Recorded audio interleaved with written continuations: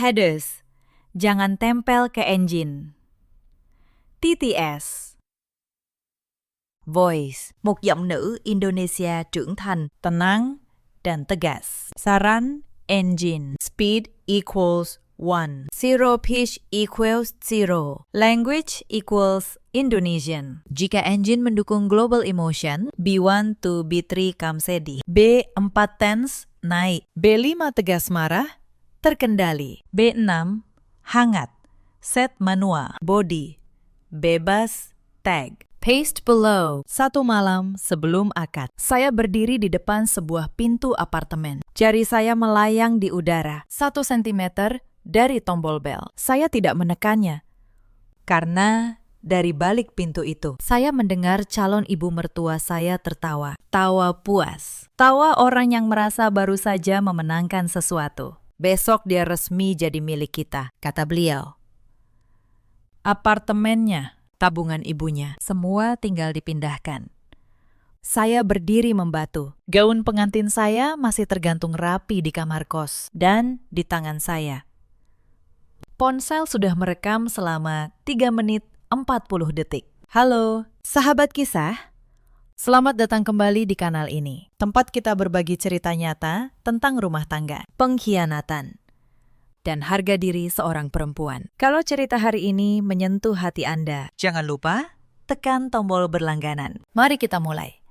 Nama saya Anindya. Orang memanggil saya Nina. Usia saya 31 tahun. Saya bekerja sebagai akuntan senior di sebuah kantor audit di kawasan Sudirman. Sudah 8 tahun saya menekuni pekerjaan ini. Pekerjaan saya sederhana. Setiap hari saya membaca angka. Dan saya terbiasa membaca angka yang berbohong. Saya tinggal sendiri di sebuah rumah kecil di Bintaro. Rumah itu peninggalan ibu saya. Ibu meninggal 3 tahun lalu karena sakit yang datang terlalu cepat. Sebelum pergi, beliau menitipkan satu hal kepada saya. Bukan uang, bukan perhiasan.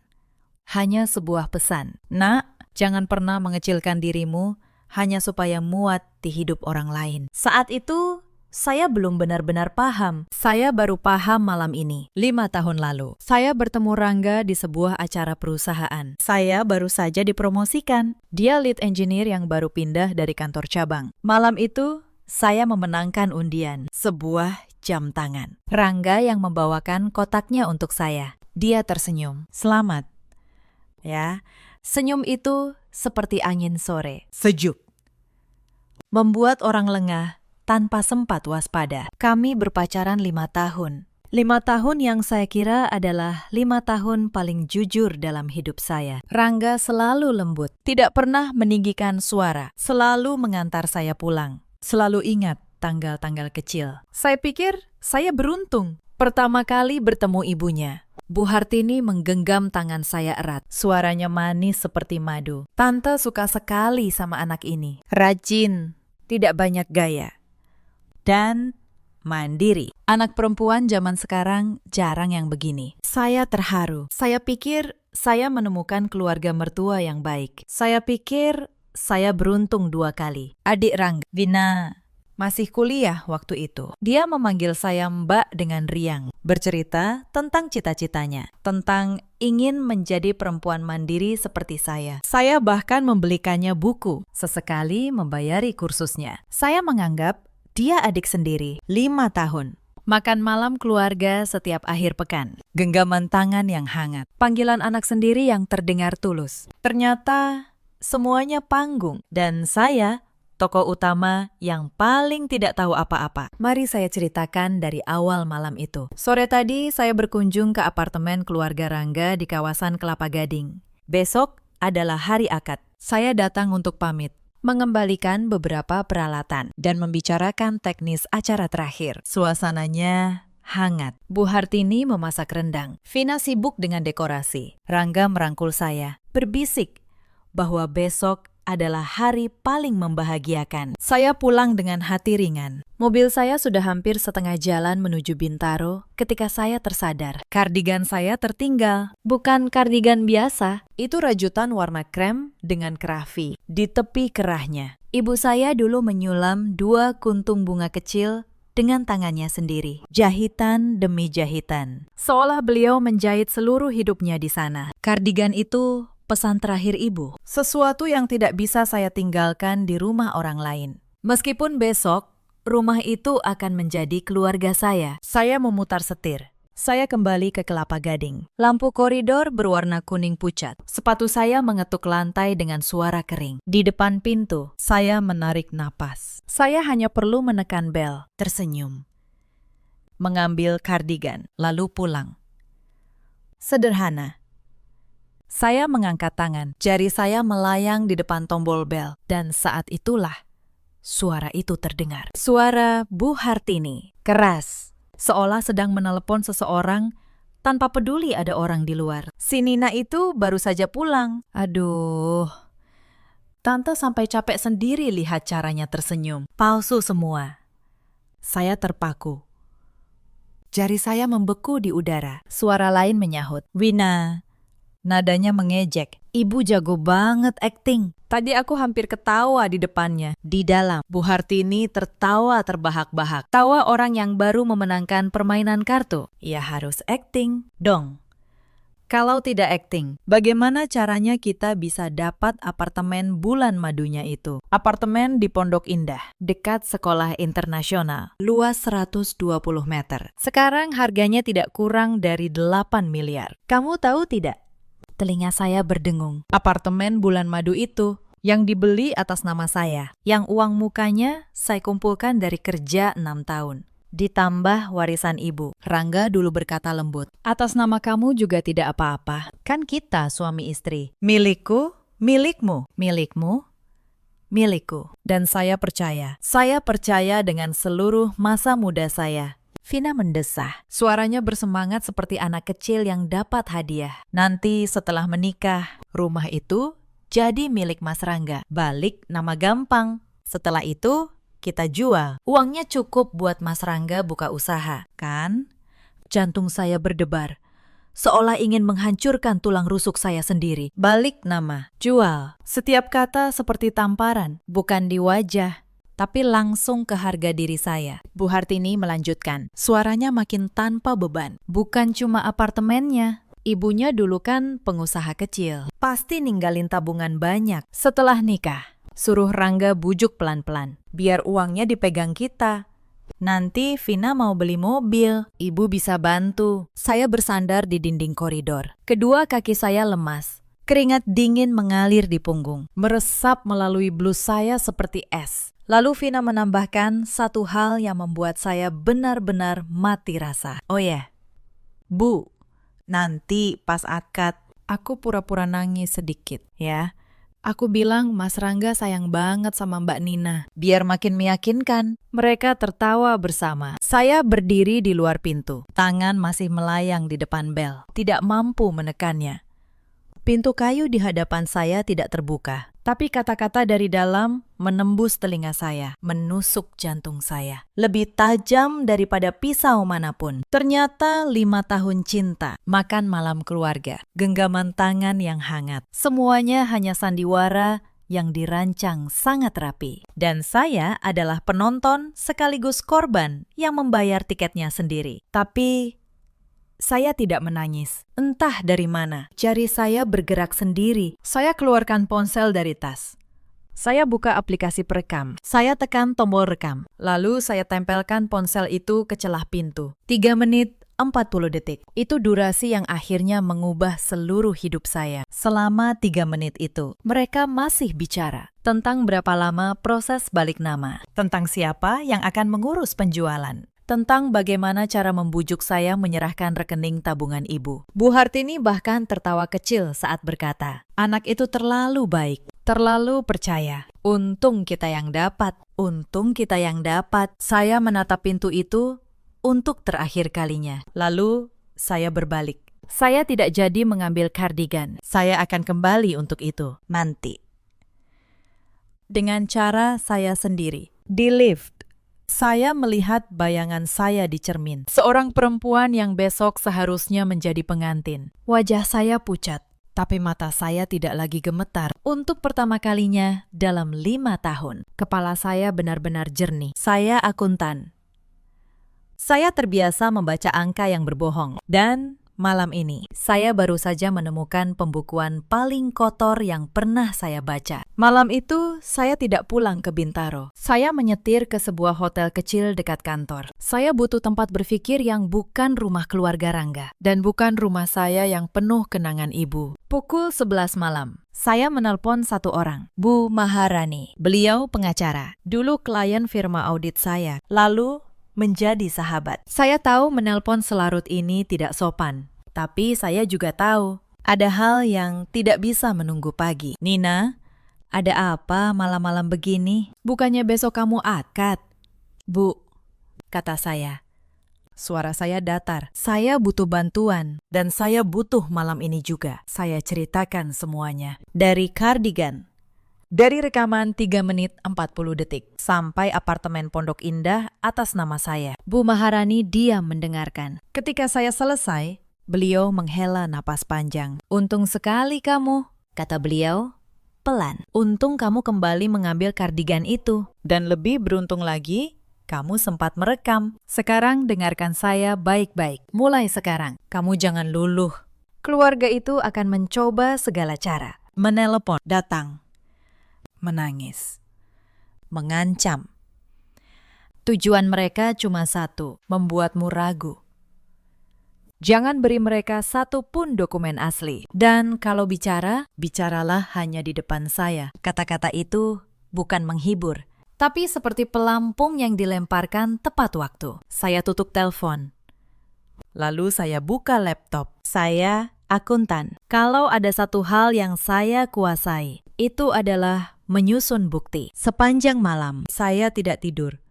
Saya membongkar folder lama di email, di galeri, di mutasi rekening, dan satu persatu, angka-angka itu mulai bicara. Pukul 2 dini hari, ponsel saya bergetar. Pesan dari Rangga. Sayang, sudah tidur. Besok hari besar kita, aku cinta kamu, diakhiri dengan emoji hati. Saya menatap layar itu lama sekali. Lalu saya membalas satu kalimat. Pernikahan dibatalkan. Saya matikan ponsel. Saya tidur 3 jam. Untuk pertama kalinya dalam berminggu-minggu, saya tidur nyenyak. Pukul 7 pagi, di hari yang seharusnya menjadi hari pernikahan saya, ponsel saya meledak. 32 panggilan tak terjawab, belasan pesan. Saya nyalakan ponsel di kamar hotel, dan Bu Maharani sudah duduk di seberang saya. Beliau datang pagi-pagi sekali, membawa map tebal dan laptop sendiri. Mereka akan menelpon, kata beliau. Nyalakan loudspeaker. Saya ingin dengar. Panggilan masuk. Nama Rangga di layar. Saya tekan jawab. Lalu loudspeaker. Nina, kamu di mana? Kamu sadar tidak sedang melakukan apa? Suara Rangga tidak lagi lembut. Tergesa. Kesal. Saya di tempat yang aman, kata saya. Tenang. Saya sudah kirim pesan. Pernikahan dibatalkan. Kenapa? Katakan alasannya. Kamu tidak bisa membatalkan tanpa bicara baik-baik. Ini tidak masuk akal. Saya tertawa kecil. Tidak masuk akal. Kamu benar-benar ingin tahu alasannya? Iya. Aku mau dengar. Saya tidak langsung menjawab. Saya ambil ponsel kedua. Saya putar rekaman itu. Suara Bu Hartini. Suara Vina. Setiap kata terdengar jelas di kamar itu. Ya, harus acting dong.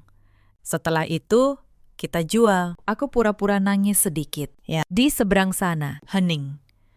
Hanya terdengar napas Rangga yang memburu. Ketika rekaman berakhir, barulah saya bicara. Masih mau dengar alasannya lagi? Hening panjang. Lalu, suara Rangga. Tidak lagi seyakin tadi. Nina, soal itu biar aku jelaskan. Ibu cuma bicara begitu saja. Itu bukan. Oh ya, potong saya. Lalu bagaimana soal apartemen Pondok Indah? Soal rencana menjual rumah saya? Soal membujuk saya menyerahkan tabungan ibu? Itu juga cuma bicara saja. Rangga mulai kehilangan kesabaran. Jangan berlebihan, Nina. Semua sudah disiapkan. Tamu. Gedung. Keluarga. Kalau kamu batalkan, Kamu mempermalukan dua keluarga. Saya tersenyum getir, meski dia tidak bisa melihatnya. Apa kamu pernah berpikir kalau saya melanjutkan?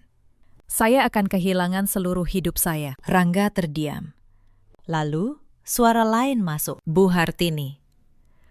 Suaranya kembali manis. Dipaksakan manis. Nina, nak, jangan dengar rekaman itu, lalu salah paham. Tante bicara begitu karena khawatir dengan masa depan kalian. Tante sudah menganggapmu seperti anak sendiri. Saya memandang keluar jendela. Sinar matahari pagi menyilaukan. Bu, kata saya perlahan. Ibu tidak perlu berakting lagi. Saya sudah dengar semuanya. Apa maksudmu bicara begitu? Tante sudah. Kalau ibu menganggap saya anak, potong saya. Ibu tidak akan merencanakan menjual rumah saya di belakang saya. Bu Hartini terdiam sejenak. Lalu, suaranya meninggi, tajam. Anak ini, bagaimana caramu bicara sama orang tua? Saya menarik napas. Saya bicara berdasarkan kebenaran. Bu, saat itulah Bu Maharani angkat bicara. Suaranya tenang, tapi sangat jelas. Selamat pagi, Ibu Hartini. Saya Maharani. Mulai hari ini, saya pengacara dan perwakilan hukum Nina. Semua komunikasi setelah ini silakan lakukan langsung dengan saya. Segala tindakan mengancam, mencemarkan nama baik, atau upaya pengambilan aset akan dicatat dan diproses sesuai hukum. Di seberang sana, langsung hening total. Setelah beberapa lama, Rangga bersuara. Nadanya jauh lebih rendah. Nina, apa kamu benar-benar mau membuat ini jadi serumit ini? Bukan saya yang membuatnya rumit, Rangga. Kata saya. Saya hanya berhenti di saat yang tepat. Saya tutup telepon. Kamar kembali sunyi. Tapi bukan sunyi yang berat, ini sunyi yang melegakan. Seperti setelah badai besar berlalu. Tapi saya tahu, badai ini belum berakhir. Karena saya belum mengeluarkan apa-apa. Rekaman itu baru pembuka. Yang sesungguhnya ada di dalam map yang saya susun semalaman. Setelah telepon pagi itu, kamar hotel saya berubah menjadi markas. Bu Maharani menarik kursi ke dekat meja, membuka laptopnya. Menyusun dokumen menjadi tumpukan-tumpukan rapi. Saya menyeduh kopi, meletakkannya di depan beliau, lalu duduk di seberang. Kami bekerja seperti dua orang yang sedang memecahkan soal matematika rumit. Jawabannya adalah ketenangan hidup saya kelak. Berikan saya semua bukti transfer, kata Bu Maharani. Semakin jelas, semakin baik. Saya membuka map yang saya siapkan semalam. Di dalam riwayat 5 tahun yang dulu, saya kira adalah cinta. 14 kali transfer, kata saya. Masing-masing dengan alasan berbeda. Bu Maharani membacanya perlahan, seperti membaca sebuah dakwaan. Transfer pertama, 2 tahun lalu. Bu Hartini menelpon menangis. Katanya, butuh biaya operasi mendadak. 17 juta. Saya kirim dalam 10 menit. Operasinya, belakangan saya tahu, tidak pernah ada. Transfer kedua sampai kelima. Vina, uang kuliah, uang kos, uang kursus, uang darurat. Total 40 juta setiap kali. Saya bilang dalam hati, namanya juga adik. Transfer ke-6 sampai ke-10. Renovasi rumah keluarga di kampung. Pinjam dulu. Nanti Rangga ganti setelah nikah. 90 juta. Tidak pernah diganti. Transfer ke-11 sampai ke-14. Investasi sementara. Memutar uang sebentar. Modal usaha Rangga yang gagal. 86 juta. Bu Maharani mengetuk meja dengan pulpennya. Totalnya 233 juta rupiah, kata saya. Saya simpan semua buktinya. Bukti transfer, tangkapan layar percakapan. Semua tanggalnya cocok. Itu bukan keberuntungan, Nina, kata Bu Maharani. Itu hasil dari caramu mengatur segalanya. Seorang akuntan tidak pernah membuat kwitansi. Saya tersenyum tipis, tapi saya belum selesai. Karena ada satu lembar lagi di dasar map itu. Lembar yang membuat saya tidak tidur semalaman bukan karena sedih, tapi karena marah. Bu, kata saya, ada satu hal lagi. Yang ini bukan soal saya memberi mereka uang. Yang ini soal mereka memakai nama saya. Saya keluarkan satu dokumen. Akta perjanjian kredit dari sebuah bank. 8 bulan lalu. Bu Hartini datang ke rumah saya dengan wajah panik. Katanya keluarga butuh dana cepat untuk modal usaha besar yang pasti untung. 400 juta. Tapi pengajuan mereka ditolak bank karena nama Bu Hartini dan Rangga punya riwayat kredit macet. Lalu Rangga datang memeluk saya. Berkata dengan lembut yang dulu selalu meluluhkan saya. Sayang, kamu kan akuntan, namamu bersih di bank. Pinjam namamu saja, ya.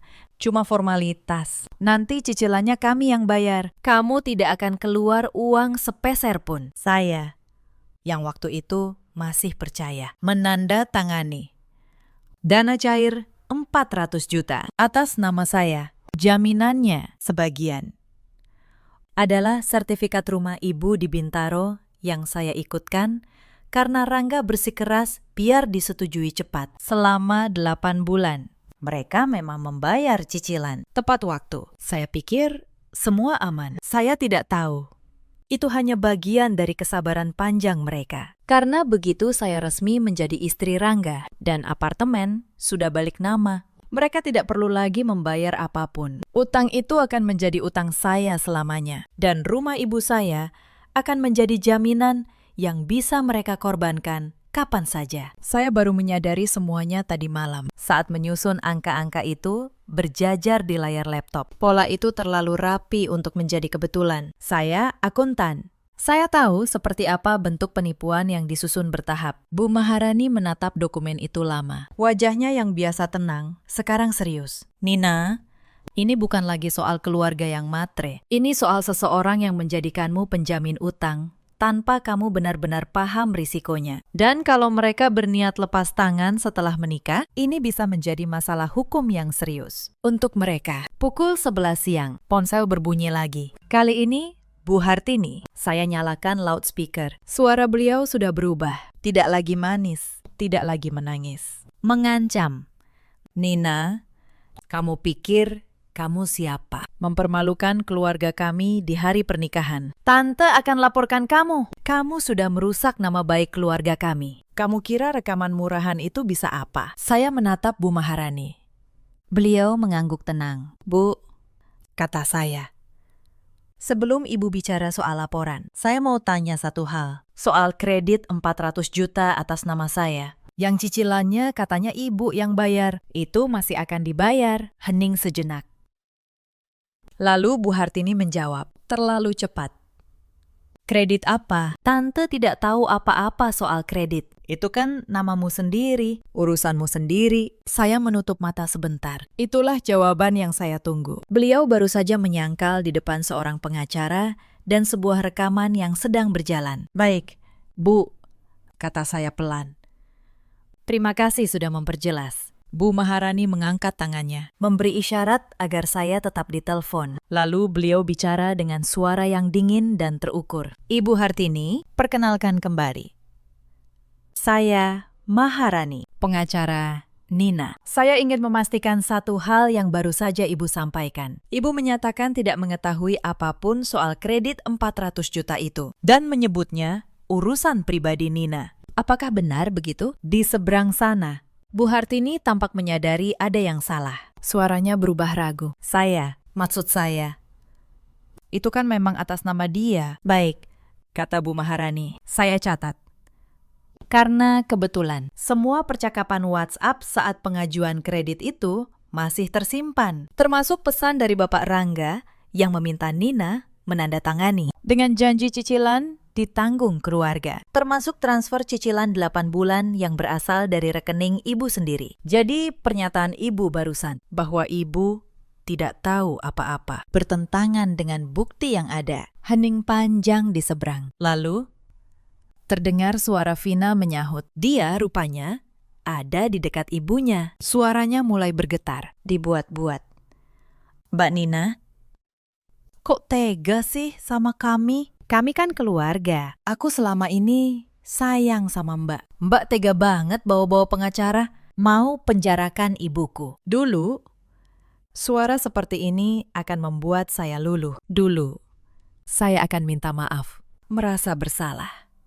Berpikir, Mungkin saya yang berlebihan. Tapi hari ini saya teringat satu kalimat dari rekaman semalam. Nanti pas akad, aku pura-pura nangis sedikit. Ya, jadi saya tahu persis bentuk air mata itu. Vina, kata saya, tenang. Kemarin kamu bilang akan pura-pura menangis di pernikahan saya. Sekarang, kamu menangis lagi. Saya jadi bingung, yang mana yang asli? Telepon di seberang langsung senyap. Bu Hartini merebut kembali pembicaraan. Kali ini dengan nada mengancam penuh. Kamu jangan macam-macam, Nina. Kalau kamu seret keluarga kami ke hukum, kami juga bisa lapor balik. Kami bilang kamu menipu. Kamu yang mengarang kredit itu. Kamu yang... Silakan, Ibu.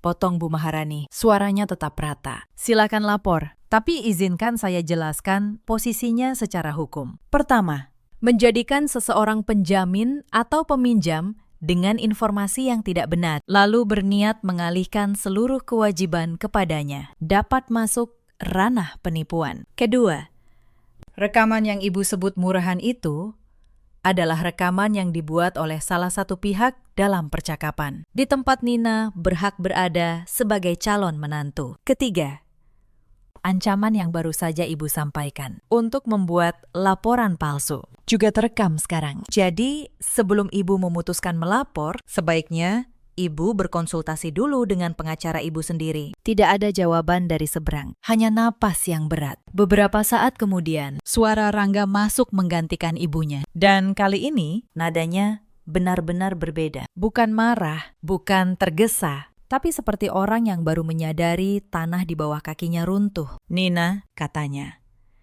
Suaranya pecah. Nina, tolong. Aku akan perbaiki semuanya. Aku akan bicara dengan Ibu. Cicilan itu akan kami lunasi. Apartemen itu tetap punyamu sepenuhnya.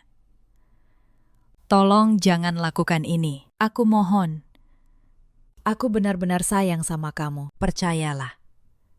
Saya memejamkan mata. Suara itu. Suara yang sama yang dulu berkata, milikku milikmu. Suara yang sama yang 5 tahun ini, saya kira adalah rumah saya. Rangga, kata saya akhirnya, aku percaya kamu sayang sama aku. Mungkin dengan caramu sendiri, tapi kamu lebih sayang pada rencana ibumu. Dan kamu memilih diam selama 5 tahun. Sambil melihat aku menandatangani satu persatu jebakan itu. Diam itu juga sebuah pilihan. Rangga, dan kamu sudah memilih. Nina, aku tidak membenci kalian, kata saya.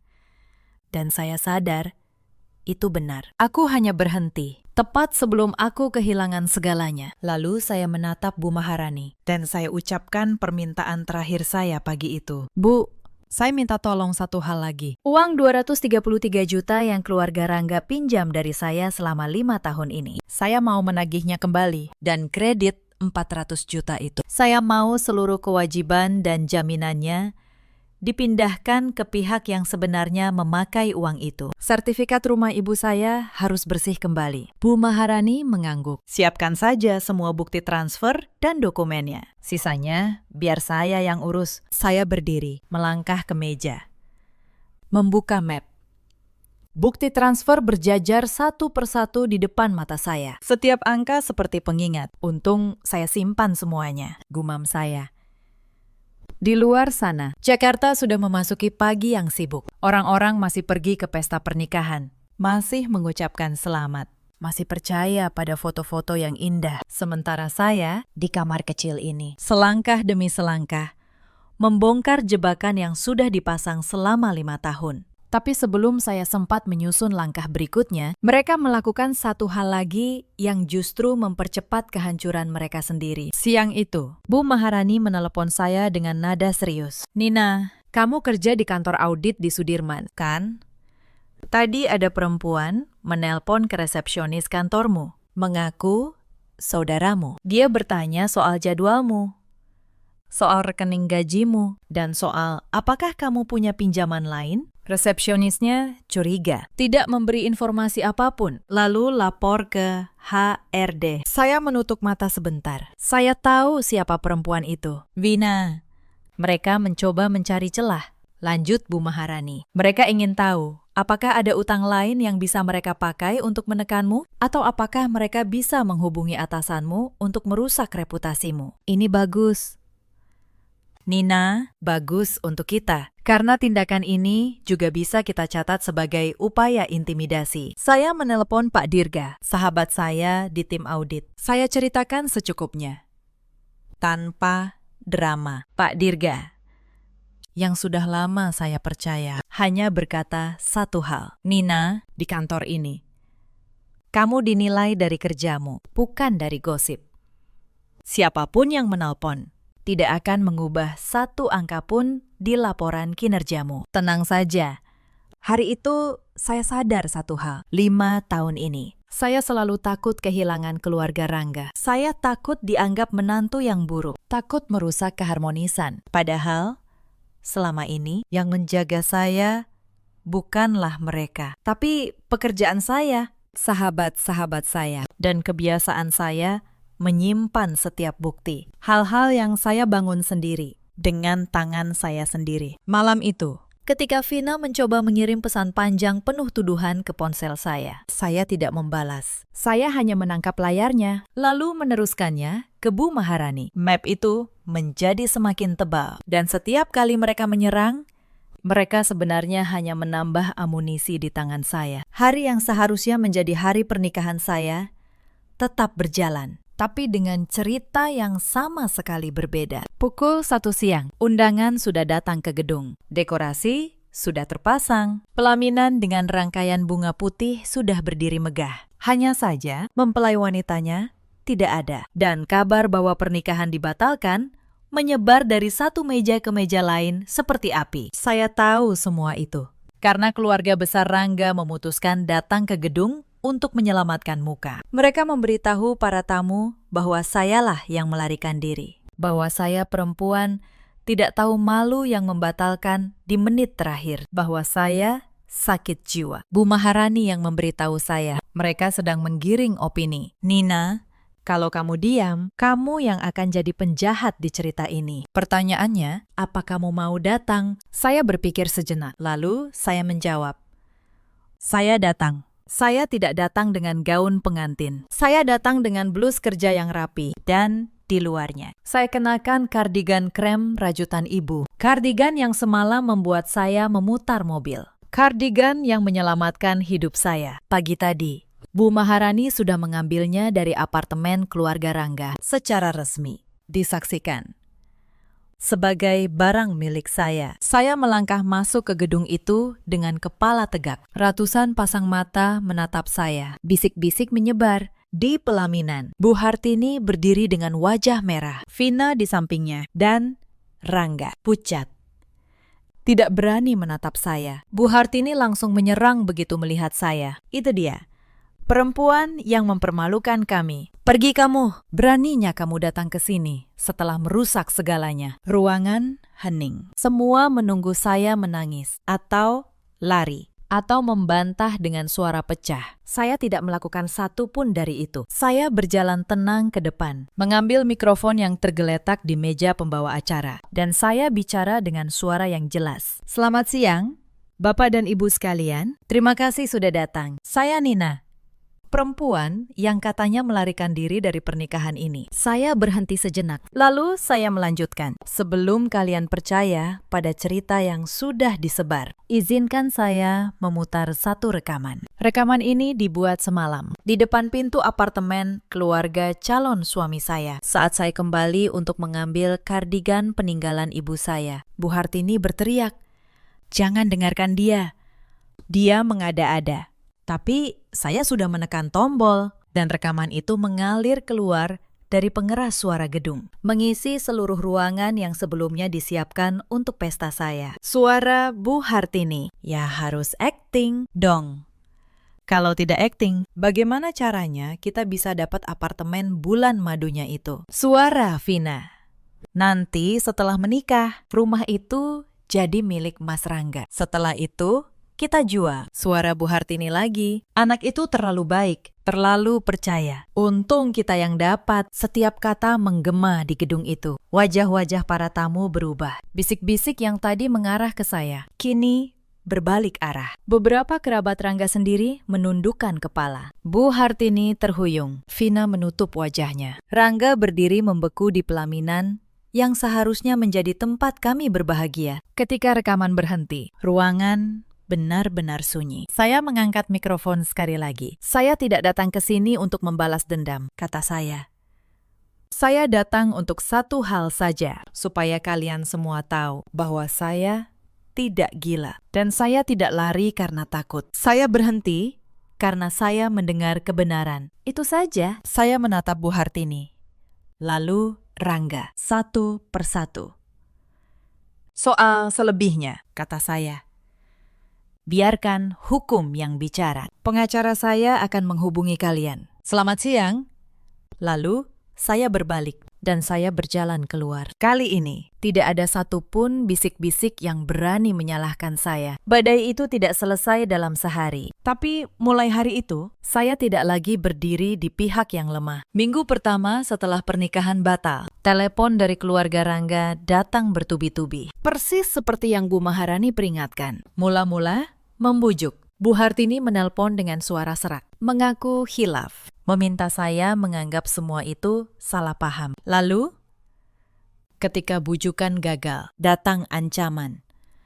Mereka bilang akan melaporkan saya, akan menyebar foto-foto saya, akan menghancurkan reputasi saya di kantor. Tapi, saya tidak menjawab satupun. Semua diarahkan ke Bu Maharani. Dan setiap ancaman yang mereka kirim justru menjadi bukti tambahan di map yang semakin tebal. Pada minggu kedua, Bu Maharani mengirimkan somasi resmi. Isinya dua hal. Pertama, penagihan kembali dana 233 juta rupiah yang dipinjam keluarga Rangga selama 5 tahun, lengkap dengan 14 bukti transfer dan tanggalnya. Kedua, tuntutan agar seluruh kewajiban kredit 400 juta dialihkan kepada pihak yang sebenarnya menggunakan dana itu, dan agar sertifikat rumah ibu saya dibebaskan dari status jaminan. Bu Hartini, yang sebelumnya dengan percaya diri menyangkal tahu soal kredit, kini terjebak oleh kata-katanya sendiri. Penyangkalan itu yang terekam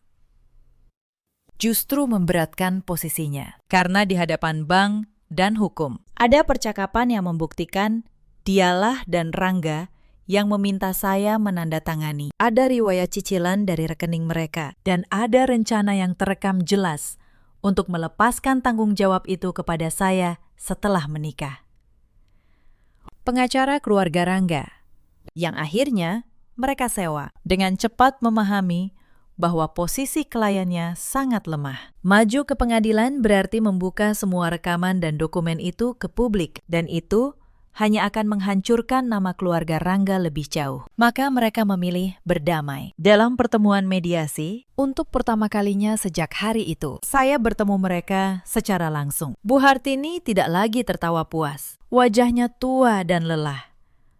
Rangga duduk dengan kepala tertunduk, tidak berani menatap saya sama sekali. Vina tidak datang.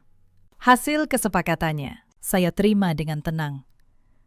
Keluarga Rangga mengembalikan 233 juta rupiah, dicicil dalam jangka waktu yang disepakati, dengan jaminan yang sah secara hukum. Seluruh kewajiban kredit 400 juta dialihkan ke Rangga dan ibunya, dan sertifikat rumah ibu saya dibebaskan. Apartemen Pondok Indah, yang dari awal memang atas nama saya, dan dibeli dengan uang saya, tetap sepenuhnya milik saya. Saya tidak menuntut lebih dari yang menjadi hak saya. Saya tidak ingin menghancurkan mereka. Saya hanya ingin mengambil kembali apa yang mereka coba renggut. Ketika dokumen perdamaian ditandatangani, Rangga sempat mengangkat wajahnya. "Nina," katanya pelan. "Maaf." Saya menatapnya sebentar. Lalu saya menjawab, "Saya sudah memaafkan kalian, Rangga.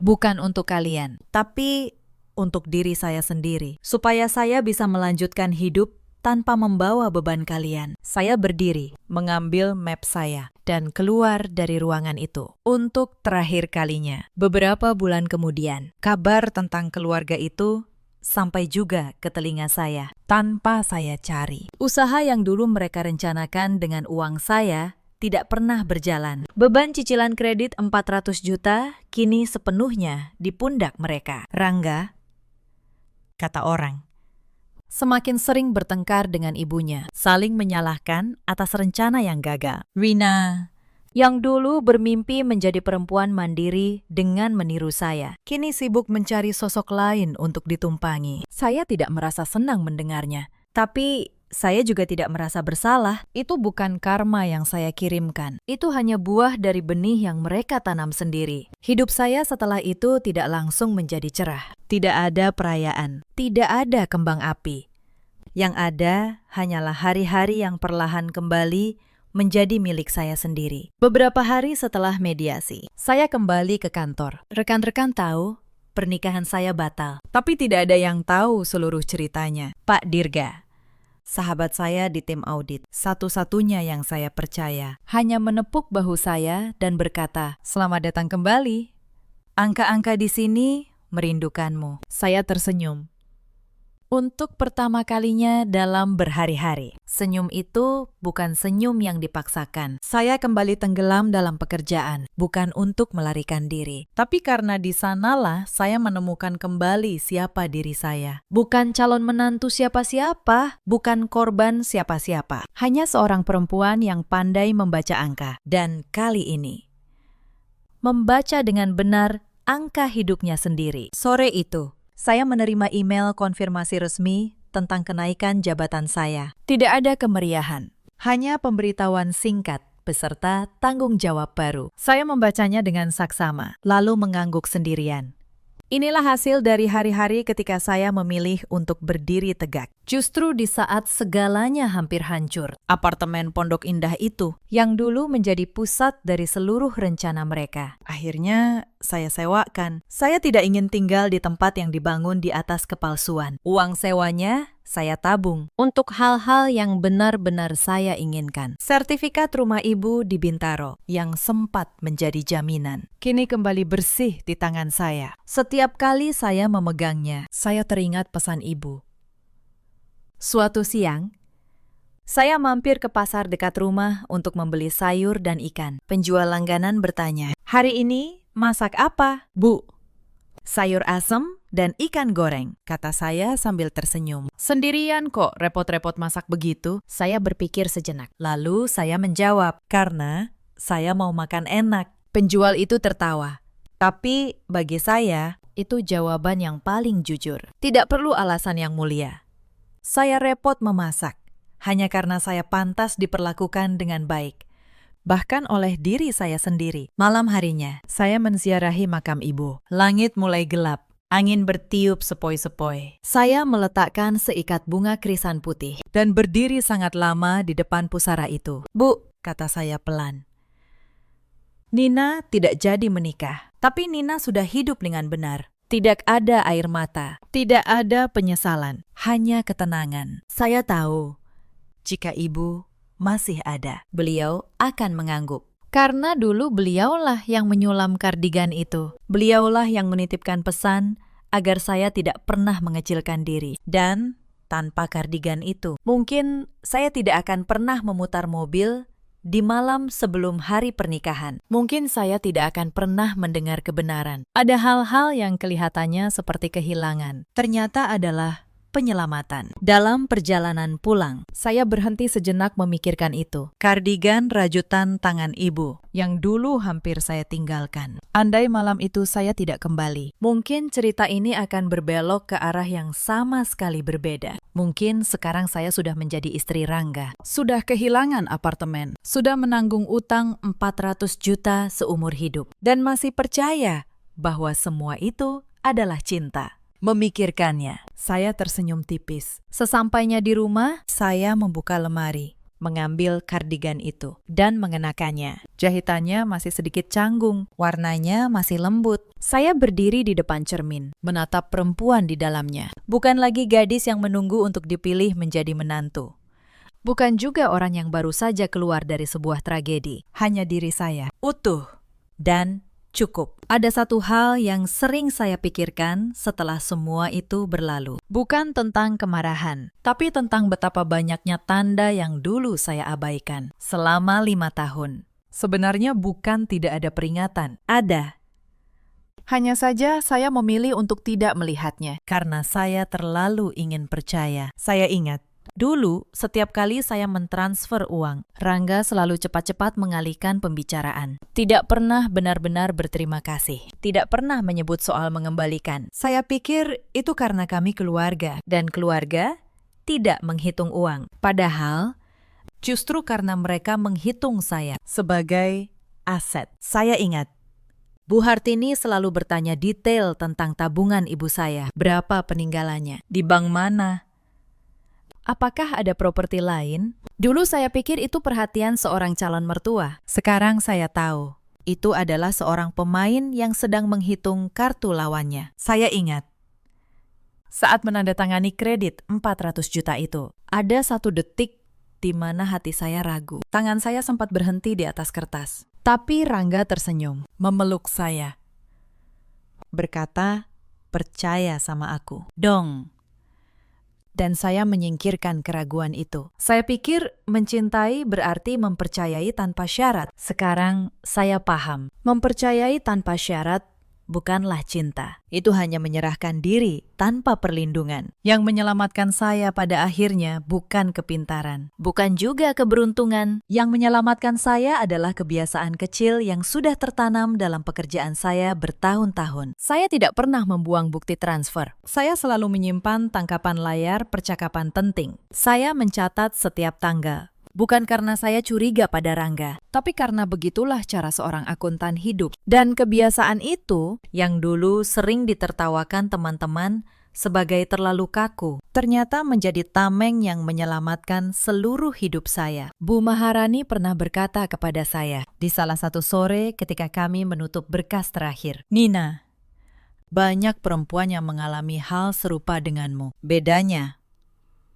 sebagian besar dari mereka tidak punya bukti. Mereka tahu mereka ditipu, mereka merasakannya, tapi mereka tidak bisa membuktikannya. Dan tanpa bukti, kebenaran hanya menjadi tangisan yang tidak didengar siapa-siapa." Kalimat itu membekas dalam diri saya. Sejak hari itu, saya berjanji pada diri sendiri. Saya tidak akan pernah lagi menyerahkan hidup saya kepada siapapun tanpa memahami sepenuhnya apa yang saya tanda tangani. Bukan karena saya menjadi dingin, tapi karena saya akhirnya belajar mencintai diri saya dengan cara yang sama seperti saya mencintai orang lain. Malam tiba. Kota menyalakan lampu-lampunya. Saya meredupkan cahaya di dalam rumah, lalu duduk di dekat jendela. Di kepala saya tidak ada lagi pertanyaan bagaimana jika. Tidak ada lagi bayangan tentang versi lain dari hidup saya. Karena versi yang sekarang sudah cukup baik. Saya membuka buku catatan saya. Buku yang sama yang biasa saya pakai mencatat angka-angka audit. Tapi malam itu saya tidak menulis angka. Saya menulis satu baris untuk menutup babak ini. Dulu aku pikir kebahagiaan adalah dipilih. Sekarang aku tahu kebahagiaan adalah berani memilih diriku sendiri. Saya menutup buku itu, mematikan lampu. Kegelapan tidak lagi menakutkan. Ia hanyalah jeda yang dibutuhkan sebelum hari yang baru. Cerita saya berakhir di sini, bukan dengan sebuah pernikahan, bukan juga dengan kemenangan yang gegap gempita atau pembalasan yang berdarah-darah, melainkan dengan seorang perempuan yang akhirnya tahu persis siapa dirinya, apa yang ia butuhkan, dan apa yang tidak. Cerita ini mengajarkan satu hal yang sederhana, tapi sering kita lupakan. Cinta saja tidak akan pernah cukup jika di dalamnya tidak ada kejujuran, tidak ada rasa hormat, dan tidak ada transparansi. Jangan pernah, karena takut kesepian, takut usia bertambah, atau takut omongan orang. Lalu kita melangkah ke dalam kehidupan yang sejak awal sudah menuntut kita untuk menukar harga diri. Ada banyak perempuan di luar sana yang pernah berada di posisi saya dulu. Berdiri di ambang pernikahan dengan firasat yang mengganjal di dada, tapi memilih untuk diam. karena tidak ingin merusak suasana. Mereka berpikir, mungkin saya yang terlalu sensitif. Mungkin saya yang berlebihan. Kepada mereka, saya ingin berkata, dengarkan firasat itu. Firasat seringkali adalah penjumlahan dari banyak tanda kecil yang sudah dilihat oleh hati kita, jauh sebelum kepala kita mau mengakuinya. Ada juga banyak laki-laki di luar sana seperti Rangga. Bukan orang jahat yang kasar, tapi orang yang memilih diam. Yang membiarkan orang yang katanya ia cintai berjalan menuju jebakan demi menyenangkan keluarganya. Ingatlah, diam di saat yang salah juga merupakan sebuah pengkhianatan. Dan ada pula para ibu mertua seperti Bu Hartini yang melihat menantu bukan sebagai anak, melainkan sebagai pintu menuju sesuatu yang mereka inginkan. Mereka membungkus perhitungan dengan senyuman dan menyebut keserakahan sebagai kasih sayang. Pada akhirnya, kepura-puraan seperti itu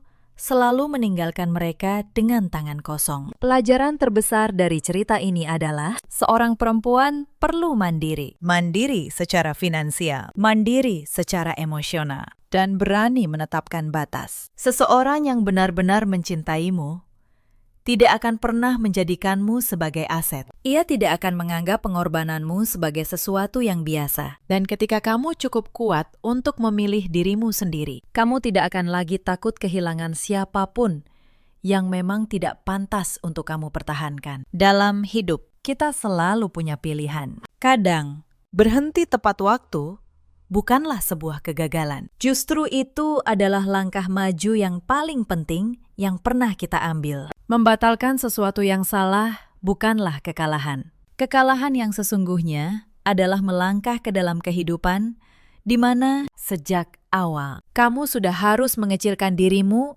agar muat di sana. Jika kamu sedang berada di depan sebuah keputusan besar dalam hidupmu, berhentilah sejenak.